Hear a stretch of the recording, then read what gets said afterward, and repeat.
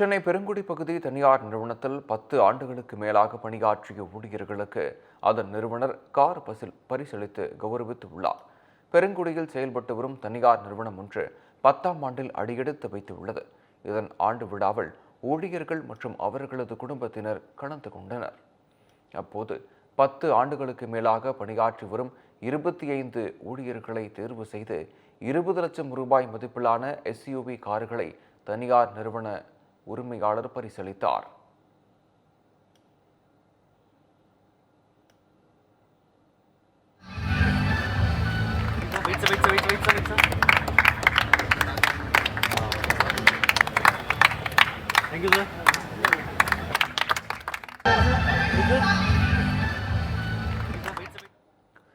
தனது நிறுவனத்தின் வளர்ச்சிக்கு உறுதுணையாக இருந்த ஊழியர்களை கௌரவிக்கும் விதமாக கார்களை பரிசீலித்ததாக தனியார் நிறுவனத்தின் CEO ராஜ்பாபு தெரிவித்தார்.